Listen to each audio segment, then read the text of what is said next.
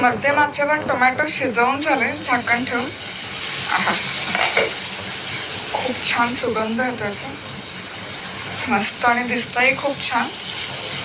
आता अर्थातच ही घोटलेली डाळ आपण यामध्ये सोडूयात मसाल्यामध्ये.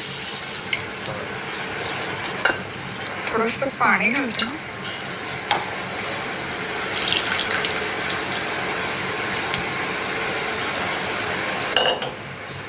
हे एकदा ढवळून घेऊया. मस्तच. आता यामध्ये मीठ घालूयात चवीपुरतं.